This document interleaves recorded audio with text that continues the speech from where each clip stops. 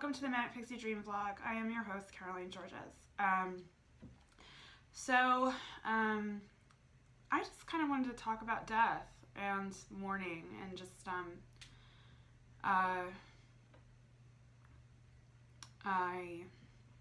there's a lot of complicated feelings happening right now because, well, Kobe Bryant, America's sweetheart, star basketball player, and just all-around icon, died. He died, you know, imagine being an Adonis, like Kobe Bryant, you know, being a literal Adonis, and having power and money, having everything. You know, sports are described as the last form of organized war. You know, that's why men like them so much, because back in the day, you know, people didn't like have drone strikes, you know what I mean? The battles were planned and were kept away from societies and civilizations, you know what I mean, or from cities, you know what I mean? They were taken to a place where women and children were to be kept safe, you know what I mean? And it's crazy, like, I mean, it was like a sports event, these battles, these wars. You know, they would bring priestesses who are like cheerleaders. You know, the priestesses would, you know, perform rituals and that sort of thing to bless the battle. And then if their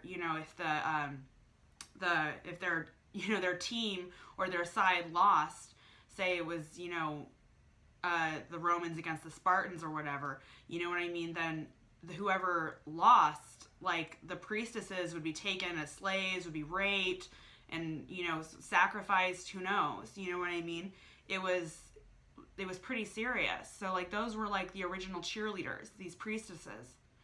And, so it's all, sports, I mean, it's actually all very prehistoric. The reason why we like them, or why men like them especially, is because of our ancestors, is because of a long heritage of war that's still in people's DNA, you know? So Kobe Bryant is like, to us, he's not just a man, he's a warrior. He defends and he fights and he stands for something, you know? He stands for his team and he stands for his city. And men really like that kind of thing. Men get in touch with a part of themselves when they watch sports. That's, you know, it's all pretty profound. You know, it's all pretty profound. But I don't know. It's a funny, you know, sports are just such an American thing when actually, you know, Americans, we like kind of got throughout organizing battles, you know, in the Revolutionary War. Like, Americans just, you know, figured, like, why don't we just surprise the British and attack them? Why are we planning this out with them? They're beating our ass. We need to, you know, and so they started surprise attacking the British, and that was their advantage. So it's funny, you know, I do a joke where I talk about this, and I think that it's un-American to schedule sports events because that's not how Americans do things. We don't schedule battles, we just surprise people with them. And I think that's how it should be with sports. I think that I would be much more enthusiastic about sports games if they were surprised on us, you know what I mean? And it was just like, you know, today in 2 hours, you know, the Celtics are gonna attack the Yankees at, you know, in this city over here, you know what I mean? I don't, you know, it's just, anyways, it's a joke I am working on, and I'm working very hard on it, and I think it's a very funny premise, but anyways, I just think sports are boring, you know? It's just like, what could make them more interesting, I guess, and I think, anyways, but, you know, I was a cheerleader for a little bit, and, Like, and it's weird. Like, I don't know anything about sports. Like, first down, throw it around. Like, what's a first down? I don't know what a first down is. I know the cheer about first downs, but I don't know what a first down is. You know? It's funny. But, yeah, but Kobe Bryant died. And, you know, thou remember thou art only a man. You know, that was written somewhere. Remember thou art only a man. Kobe Bryant wasn't an Adonis. He died probably feeling very, very, very weak. He was next to his daughter, and he couldn't protect her. And he couldn't stop her life from ending, or his own.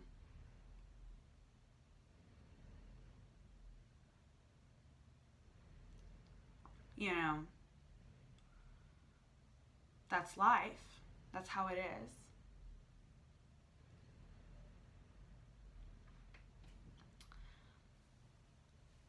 But I thought about his wife. I got really emotional thinking about his wife. And, you know, she had everything. She was beautiful. She was wealthy. She was educated. She had beautiful children. She had a beautiful man. She had everything. She had everything. And then an act of God that it all went away. She lost everything. She lost everything.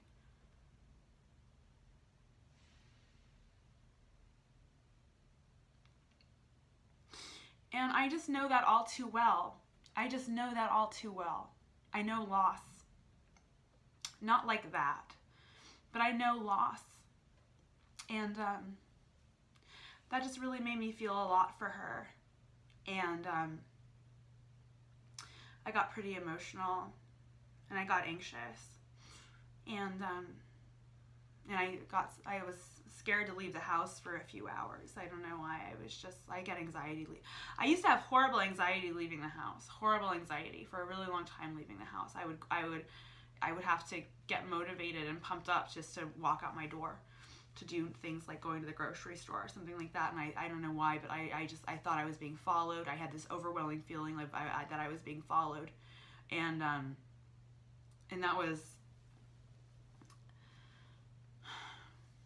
I don't know, that was after my sexual assault. I started feeling that way. And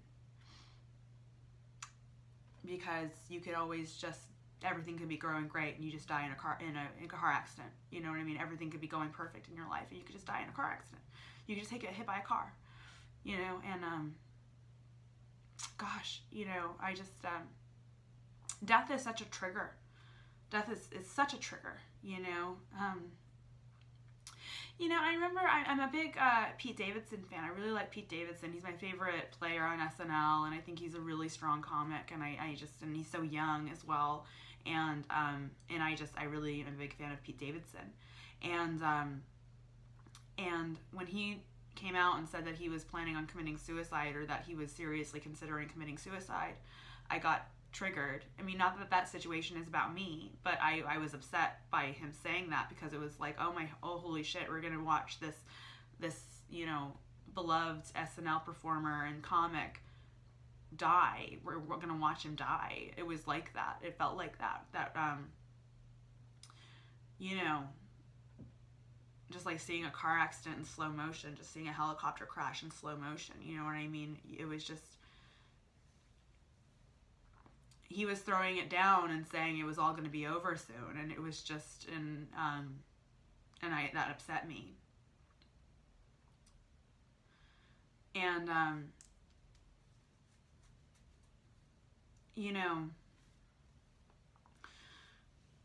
and there's this song I listen to when I'm feeling kind of sad, or I'm feeling like life isn't worth living, or if you know, I'm feeling suicidal. I listen to Sweet Old World by Lucinda Williams. And it's just it's about somebody committing suicide, and you know, look what you lost when you left this world. You know, look what you lost. And, you know, there's just so many, you know, and lately, even though I'm stripping again, I've been kind of happy. I've been feeling really happy. I have friends, and I have comedy, and I have, you know, a lot to be happy about, you know, and, there's a lot that I'm not. I don't know, I don't want to say that I've been promiscuous, but, like, because I don't think it's fair for women to have to call themselves promiscuous, because men never have to describe themselves that way. And it's just, it feels very unfair. If I go about, you know, if you go about sex like a man does, or if you go about casual sex like a man does, you know, it means something different if you are a woman. It totally means something different. People view it a totally different way for some reason. People view it a very, very, very different way if a woman is promiscuous versus if a man is promiscuous. And, I don't know. I just, like,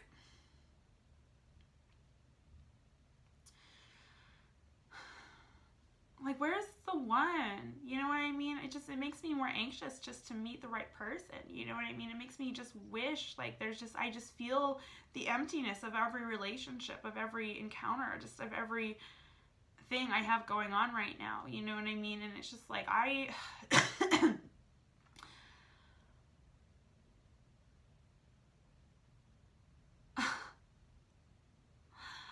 just, but guys are great, you know what I mean? Guys are fantastic, and the guys that I have been seeing, the guys that I have been dating have been really nice, I guess. And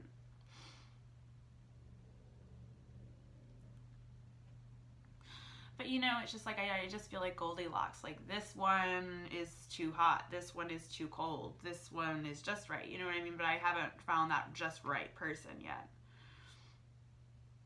I haven't met him yet. Or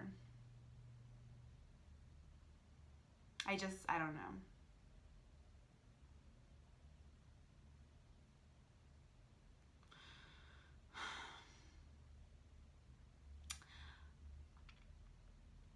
But in Moulin Rouge, it says, the greatest thing you'll ever learn is just to love and be loved in return.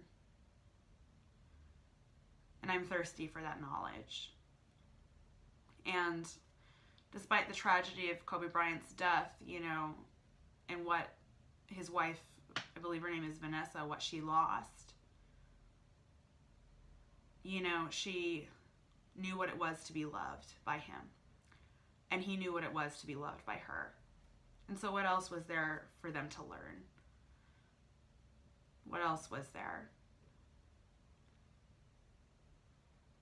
He got a lot more out of life than most people who live twice as long.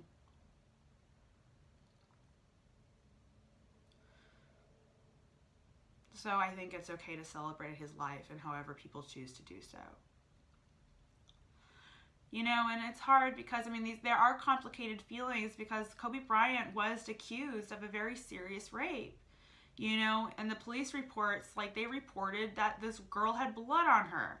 You know what I mean? That this girl had her blood on her, like, on her clothes.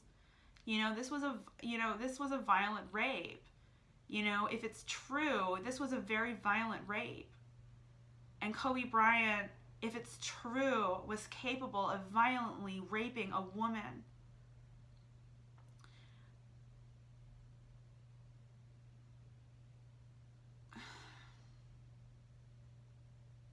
What am I supposed to do with that? What am I supposed to do? How am I supposed to feel about that?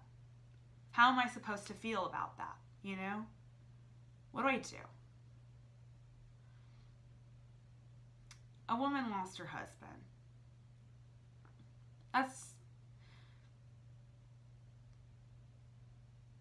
And God, you know, and it's just like, I don't know, the questions about it is that, you know, Kobe Bryant had no history of predatory behavior before that event. And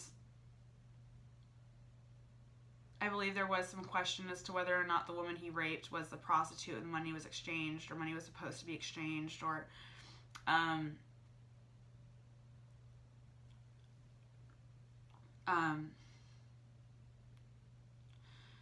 it's just, there are a lot of question marks and that sort of thing. And am I willing to just say, no, this woman's a liar, Kobe Bryant never did that, I'm going to mourn his death? Or can I say, I want to mourn his death and I want to feel for his wife the things that I need to feel right now to make myself feel better? You know what I mean? But still, Kobe Bryant might have raped someone. How am I supposed to feel? You know? How is this supposed to make me feel? Anyways. Man is a fallible thing. You know, and yeah. Life is so fallible.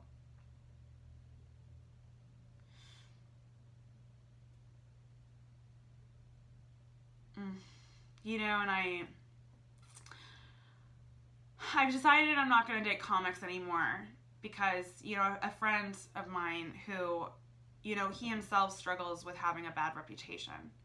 And I feel extremely guilty because I know that there are times where I didn't say the nicest things about him. When I first met him, I judged him. I thought less of him. I thought he was arrogant. I thought he was an asshole. And you know, and just hearing about this man and how he struggles in his life and how he doesn't get the support he needs, it's just, it makes me feel a lot for him. And, but I don't want a reputation. I don't want a bad reputation. I don't want to have a reputation in the comedy scene as fucking a lot of guys. You know? And, but how am I going to meet anyone? You know, here's the thing. Like, dating comics is kind of, you know, comics are awesome. You know what I mean? I love comics. I love them so much that I want to date them, you know? And it's like, but I shouldn't, and I'm not going to anymore because of slut shaming. Slut shaming. You know? It's like, what am I doing that's so wrong? I'm sorry. I'm sorry. Did I give you pussy? I'm sorry. Did I fuck your brains out? Oh, whoops. Sorry about that. Forgive me. You know what I mean? Why am I being punished? When I'm the good guy here. You know, like, what's with slut shaming? What is with it? Such bullshit. You know, and I wish that the comedy scene in LA was like, I don't know. I saw it as like a commune. You know what I mean? Where it's just free love, creating, and being creative and doing drugs, and just that was why the comedy scene, that's why it was partly why I'm so attracted to it, is because it really feels that way. But it's like at the same time, man is fallible and they're going to judge without knowing it. You know, people judge without knowing it.